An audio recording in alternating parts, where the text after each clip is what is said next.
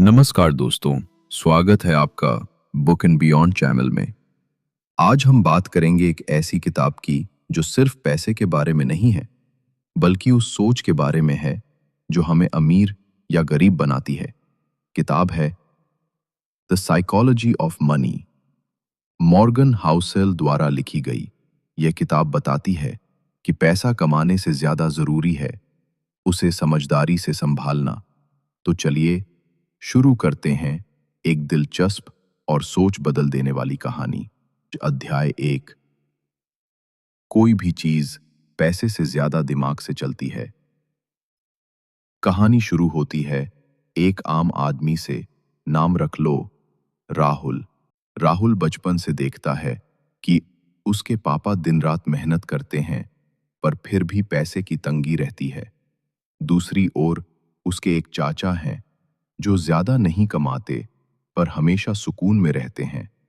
कोई कर्ज नहीं, कोई टेंशन नहीं। राहुल सोचता है पैसा सब कुछ है, लेकिन धीरे धीरे उसे एहसास होता है पैसा खुद नहीं, हमारी सोच उसे चलाती है।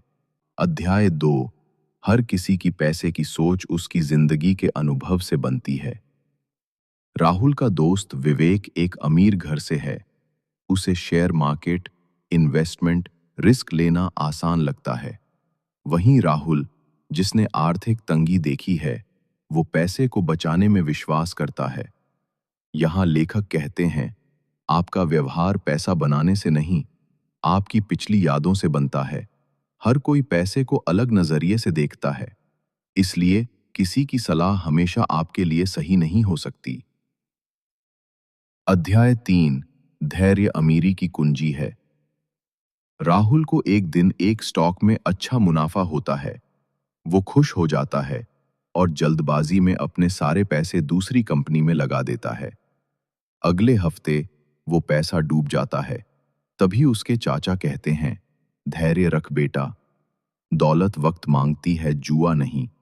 लेखक कहते हैं, कॉम्पाउंड इंटरेस्ट, चक्रवृद्धि ब्याज, दुनिया का 8वां अजूबा है, लेकिन इसका फायदा उन्हें मिलता है जो समय दे पाते हैं। अध्याय 4। चलना जरूरी है, दौड़ना नहीं। राहुल को धीरे धीरे समझ आता है कि पैसा कमाना एक मैराथन है, स्प्रिंट नहीं। अगर कोई हर बार बड़ी कमाई के पीछे भागेगा तो एक दिन गिर भी सकता है, पर जो स्थिर रहेगा, रोज थोड़ा थोड़ा इन्वेस्ट करेगा, वही लंबे समय में आगे निकलेगा। लेखक कहते हैं, काफी पैसा कमाना जरूरी नहीं, स्थिरता जरूरी है। अध्याय 5। संतोष का भाव, अमीरी का असली रहस्य। राहुल एक और गलती करता है। जब उसके एक जानकार ने मर्सिडीज खरीदी तो वो भी कर्ज लेकर कार ले आता है। कुछ महीनों बाद ईएमआई चुकाना मुश्किल हो जाता है। तभी उसके चाचा मुस्कुराते हुए कहते हैं, दिखावे की दौड़ में दौड़ोगे तो हमेशा थकते रहोगे। लेखक समझाते हैं, पैसे की सबसे बड़ी शक्ति है स्वतंत्रता। अगर आप जरूरत से ज्यादा खर्च करके अपनी आजादी खो रहे हो तो आप अमीर नहीं हो, गुलाम हो। अध्याय 6। जोखिम और भाग्य दोनों चलते हैं साथ। एक और दोस्त सुनील लाखों रुपए कमा लेता है एक ट्रेड में। राहुल परेशान होता है कि वो पीछे क्यों रह गया, लेकिन महीने भर बाद वो ही सुनील एक ट्रेड में सब गवा बैठता है। लेखक कहते हैं, आप कितने स्मार्ट हैं ये मायने नहीं रखता, आप कितना जोखिम झेल सकते हैं और भाग्य आपके साथ है या नहीं, वो ज्यादा जरूरी है। अध्याय 7। कोई फॉर्मूला नहीं, बस अनुशासन। राहुल सोचता है कि कोई एक फिक्स तरीका होगा अमीर बनने का, लेकिन जैसे जैसे वो किताब पढ़ता है उसे पता चलता है हर किसी की जिंदगी अलग होती है। कोई 25 में करोड़पति बनता है, कोई 50 में।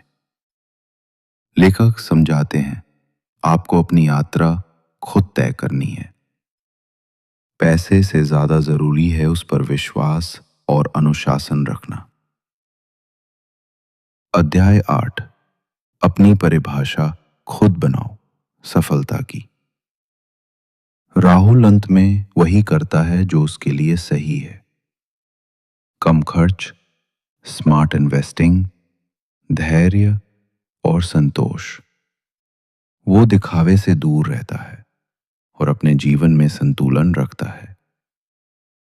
किताब के आखिरी हिस्से में लेखक कहते हैं, धन सिर्फ अंकों में नहीं होता, बल्कि उस मानसिक शांति में होता है जो वो आपको देता है। दोस्तों, ये थी साइकोलॉजी ऑफ मनी की कहानी। एक ऐसी किताब जो हमें सिखाती है कि पैसा खुद में एक कला है, पर उससे ज्यादा महत्वपूर्ण है हमारी सोच। अगर आपको ये वीडियो पसंद आया हो तो लाइक करें, शेयर करें, बुक इन बियॉन्ड चैनल को सब्सक्राइब करना ना भूलें। और हाँ, कमेंट्स में बताइए आपके लिए पैसा क्या मायने रखता है। मिलते हैं अगली कहानी में, तब तक के लिए पढ़ते रहिए, सोचते रहिए। धन्यवाद।